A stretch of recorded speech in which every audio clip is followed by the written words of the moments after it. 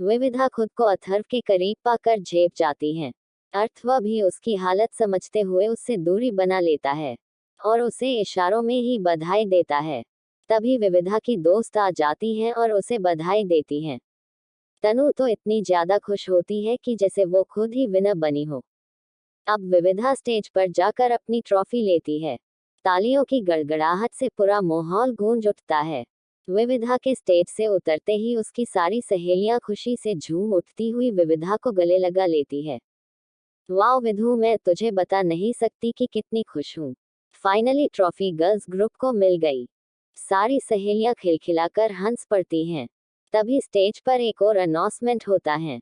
अब आप सभी लोग राजस्थान के रंग में रंगने के लिए तैयार हो जाए, क्योंकि यहाँ राजस्थान का फेमस नृत्य होने वाला है। आप सभी के लिए राजस्थानी वेशभूषा आपके रूम में रखी हुई है, सभी तैयार होकर आए। नृत्य जल्द ही प्रस्तुत किया जाएगा। स्टेज पर अनाउंसमेंट सुनते ही तनु चहक उठती हैं। वाव, यानी कि घूमर नृत्य होने वाली है।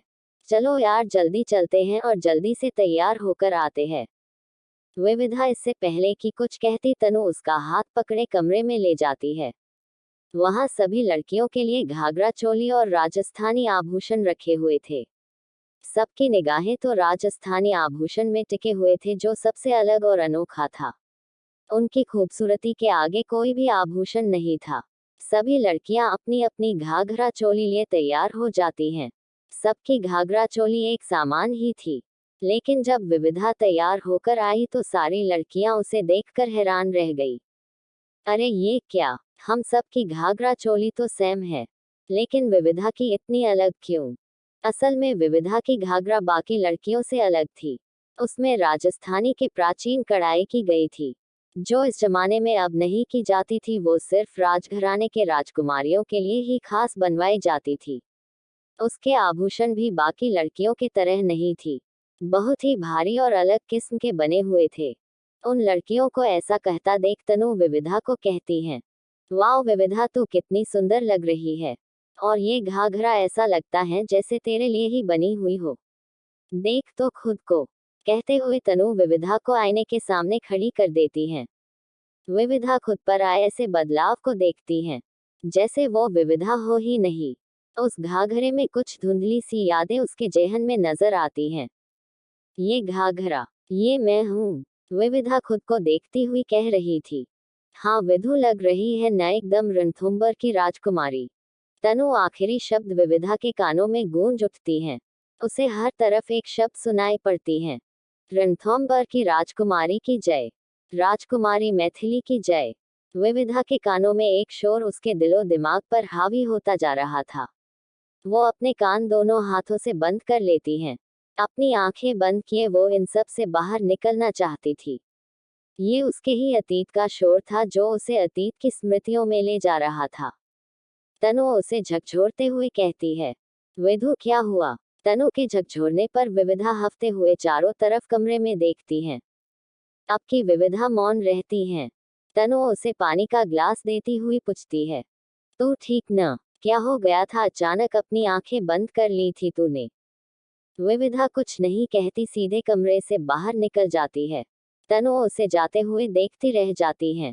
इसे क्या हुआ, बिना कुछ बताए चली जा रही है। तनु भी उसके पीछे जाती हैं, जहां हॉल में राजस्थानी लोक नृत्य चल रही थी। कुछ राजस्थान के लोग अपनी कला का प्रदर्शन कर रहे थे। उन सब के बीच विविधा भी नाचने लग जाती हैं। उनके कदम ताल से राजस्थानी नृत्य कर रही थी। तनु विविधा को ऐसे नाचते हुए देख हैरान रह जाती हैं। उसका मुंह खुला का खुला रह जाता है। तभी उसकी एक सहेली आकर तनु से कहती है, तनु विविधा क्या डांस कर रही है यार, वो भी राजस्थानी लोक नृत्य पर। उसे तो देखकर ऐसा लग रहा है जैसे ये लोक नृत्य अच्छे से जानती हो। देखना उसके पाँव कैसे कदम ताल से मिल रही है।